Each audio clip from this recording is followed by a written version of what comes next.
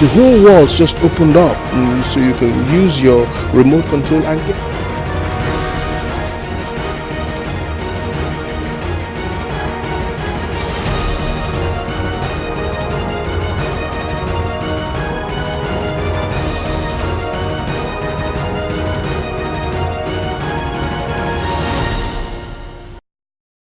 The race in time to meet the June 17, 2015 deadline for the digital broadcast migration is getting intense around Africa. The stakes are getting higher. The fundamental issues are staring us right in the face.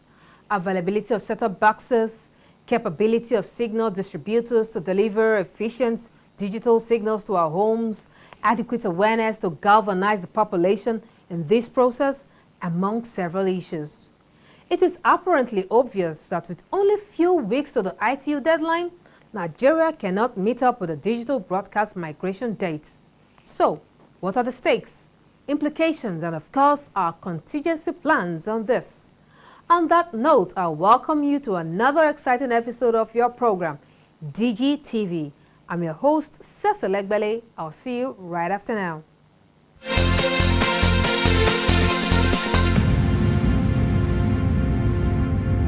Last time on the program, we brought you proceedings from the first Digital Broadcasting Summit, organized by the Broadcasting Organization of Nigeria, BON, here in Abuja.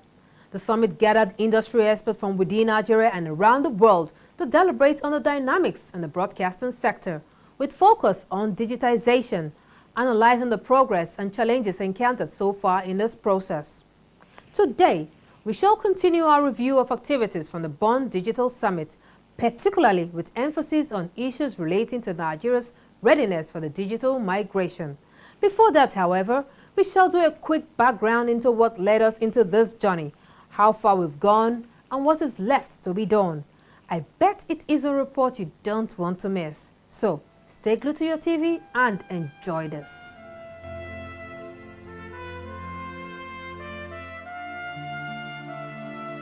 Television occupies a strategic place in the socio-economic development of any society.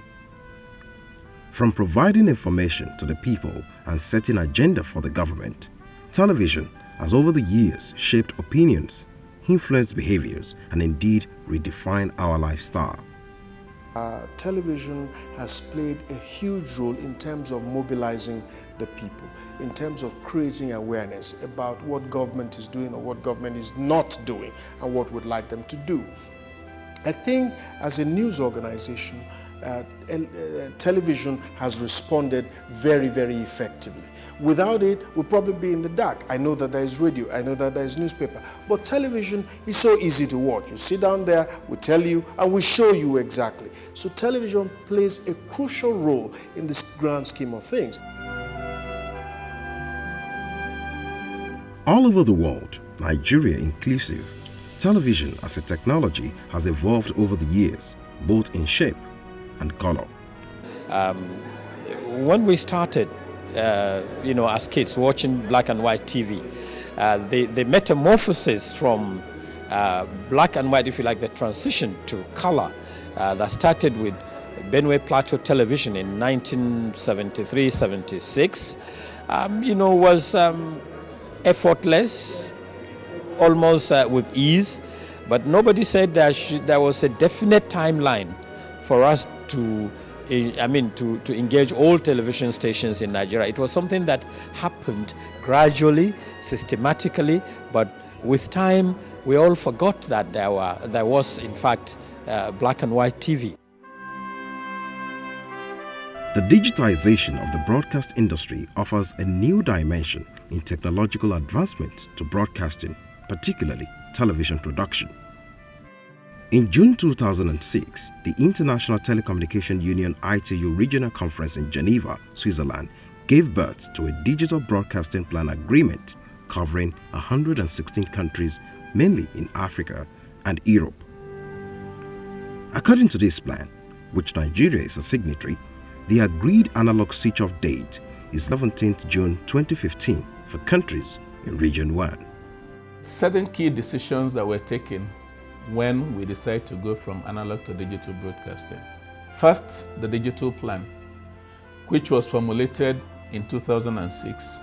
All the member nations of ITU gathered in Geneva in 2006 to develop the digital plan, the format of transmission on the digital platform for Region 1 of the ITU, where Africa and Nigeria belong.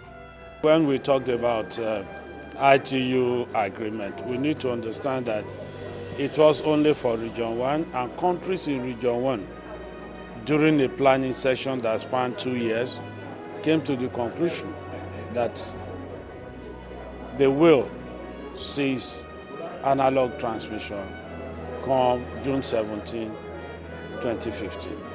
Now, why? Because transmission has no respect for physical borders. That when you have a transmission in Lagos, Nigeria, you can also receive the same transmission in the Republic of Benin, sometimes Togo, sometimes in Ghana. Now, you now reach an agreement with Togo, with Ghana, with the Republic of Benin, that come 2015, my analog transmission will not affect your digital transmission, and vice versa. Now, if you do not meet this deadline, it then means if the neighboring country meets the deadline, your analog transmission is not protected from interference from their digital transmission. And their digital transmission is protected from your analog transmission. So it's essentially between two neighboring countries. And that's what we call coordination. You talk to each other, you have the level of interference you will accept from each other, if at all.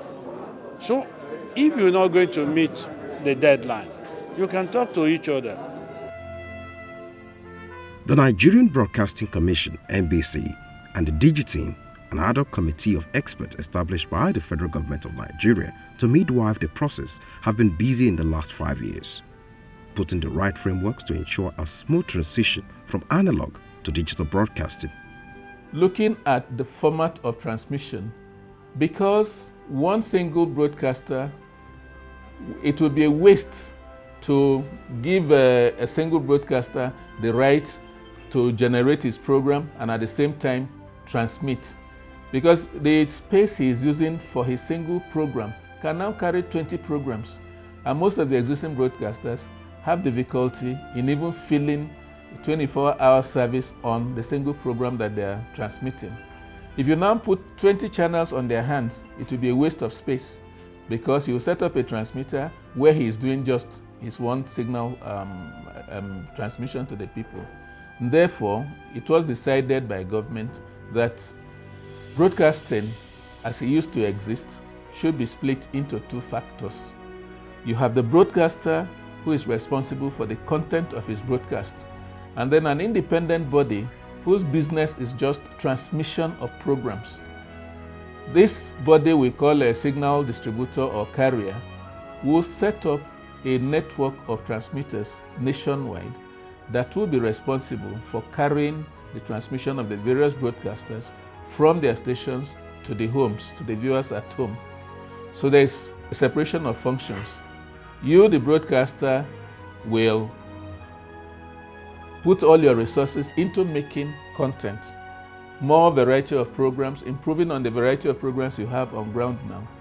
And you package those programs and give it to the carrier. It's his business to distribute to the people at home.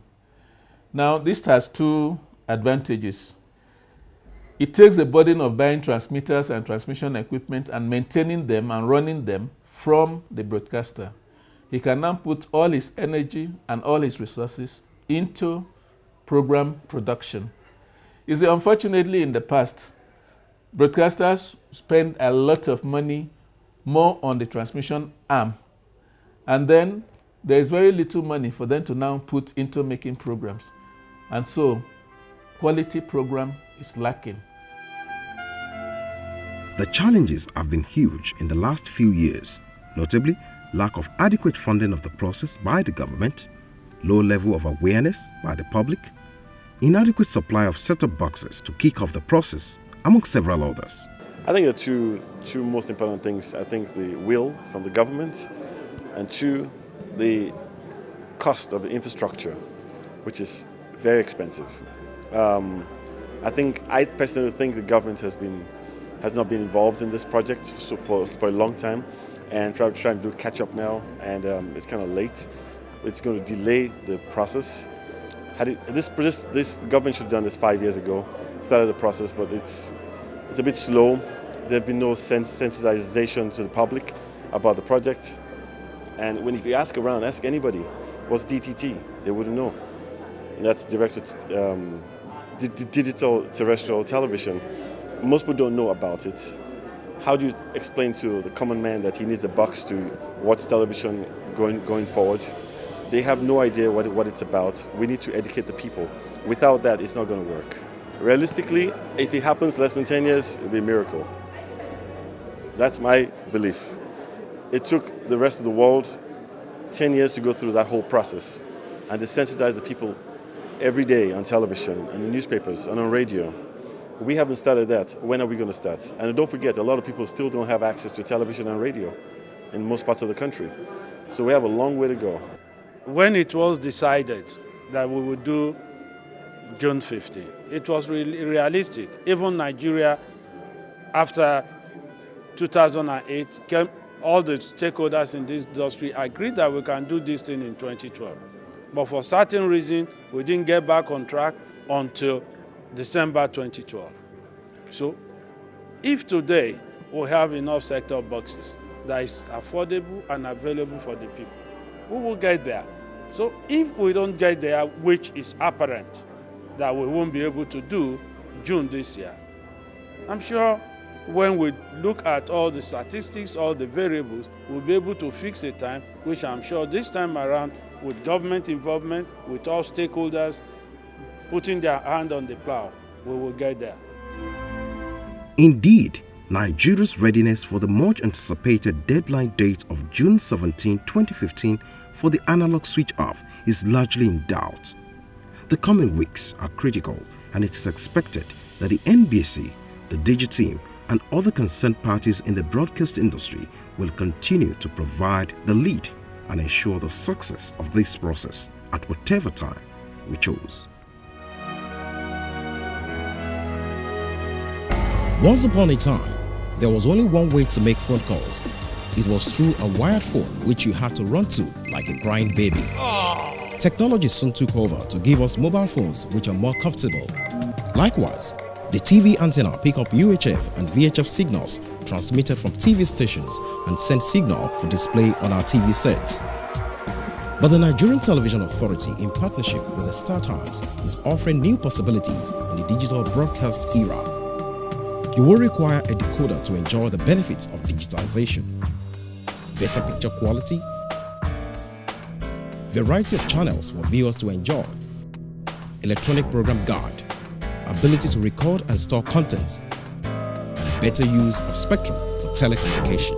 So get set, and together let's enjoy the gains of the digital broadcast era.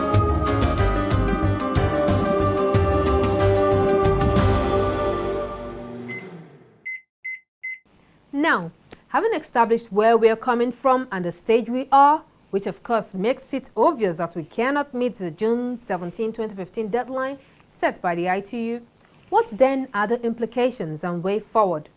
Again, the Bonn Digital Broadcasting Summit provided an opportunity to interact with industry experts and other players on this matter, and these are what they have to say.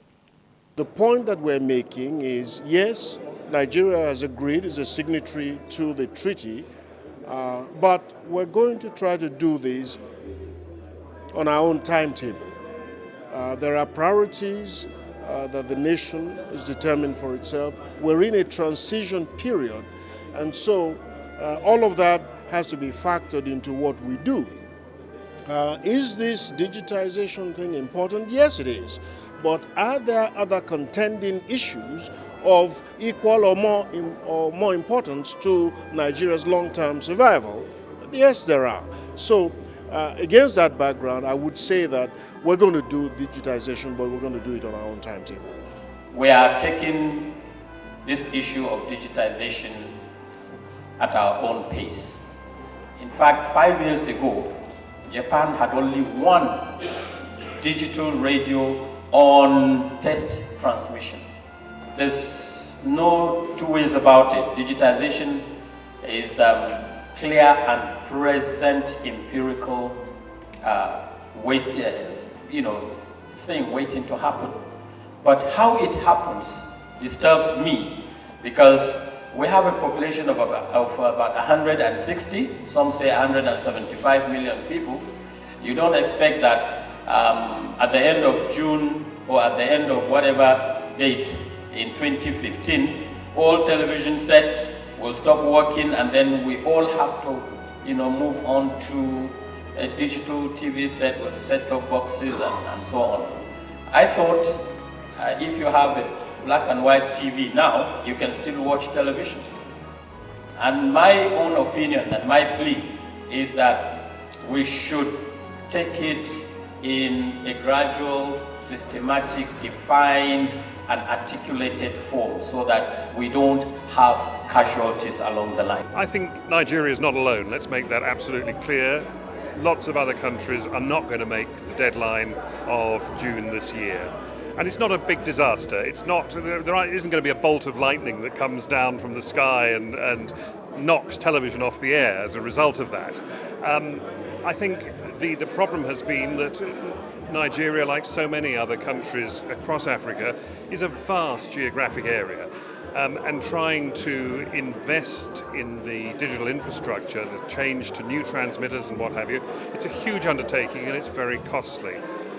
So I think those are some of the key issues that have surrounded the difficulty, and not quite understanding perhaps the need to get all the stakeholders, all the people who are involved in broadcasting together around the table, putting their commercial differences aside and collaborating, because any switch to digital transmission, digital television, is the largest change in consumer habits that can take place in a country.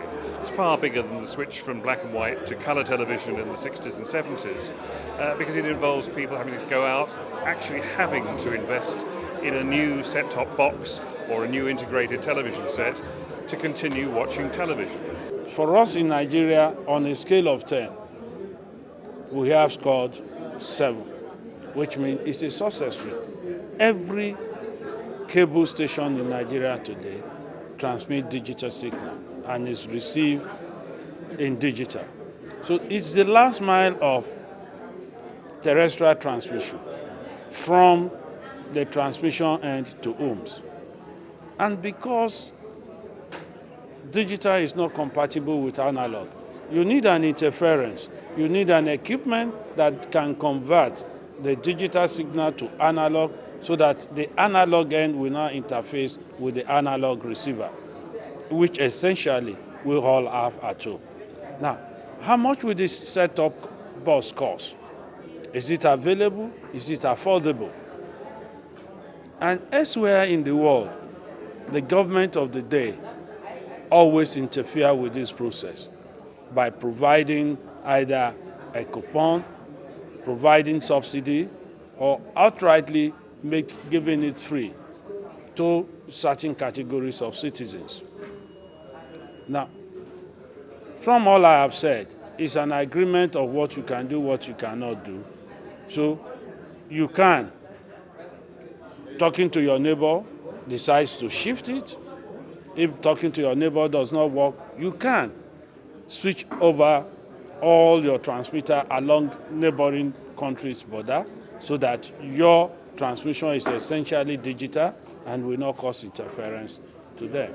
It's time to pump up the volume. Grab a juicy slice of life and live on the edge without breaking the bank. Introducing the new, outstanding, vibrant, and affordable Nova Bouquet from StarTimes. Walking on the wild side has never been easier. Fasten your seatbelt for the ride of your life. There are no limits, no boundaries. Explore a world where excitement will engulf you, where you'll be transported to a never-ending world of laughter, music, romance, sports, documentaries, movies, kid shows, and more. Now you can watch everything you have ever wanted at only 600 naira for the new, outstanding, vibrant and affordable Nova Bouquet. Life is like a never-ending adventure. Star Times. Enjoy digital life. Sadly as it is, Nigeria will not be able to meet up with the ITU deadline of June 2015 for the digital migration. It then provides us an opportunity for us to brace up and get our priorities right. The digital broadcast migration offers abundant opportunities for us, not only in redefining the social value of broadcasting, but indeed an avenue to consolidate on the economic gains of the process. The government is the major beneficiary because with digitization, that's what they call digital dividend. The digital dividend is that the broadcasters will vacate part of the spectrum they use for transmission and leave it for broadband. And I'm sure you know when NCC sells spectrum, how much it brings to the cover of government. All it goes to the federation account. So the government is the major beneficiary. So government should take part of this money, plow it back into the system so that we can quickly close this transition. Once we close the transition, this frequency becomes available for broadband. And broadband touches all aspects of life. Once upon a time, there was only one way to make phone calls. It was through a wired phone which you had to run to like a crying baby. Technology soon took over to give us mobile phones which are more comfortable. Likewise, the TV antenna pick up UHF and VHF signals transmitted from TV stations and send signal for display on our TV sets. But the Nigerian Television Authority, in partnership with the Star Times, is offering new possibilities in the digital broadcast era. You will require a decoder to enjoy the benefits of digitization, better picture quality,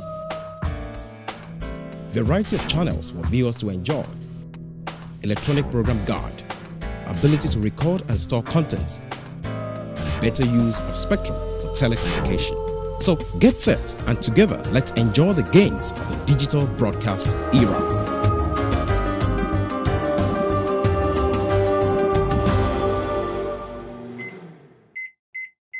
Well, it's time to go, but I'm excited to bring you this good news that you, our viewers, can now be part of this program by sending in your views and opinions via our email address, digitv@nta.ng. And if you have short videos or pictures to share with us on happenings around you, particularly relating to the new media, send them with your full names and locations to this address, www.nta.ng/yourreport. We will be glad to share your pictures and videos, but please keep them simple with messages and captions suitable for broadcast. Also, if you missed previous editions of this program and would like to see them, you can check them up on our YouTube channel, www.youtube.com/DigiTVNTA. So the digital experience continues. Till next time when we shall bring you another episode of this program, I remain your host, Cecil Egbeli, saying bye for now.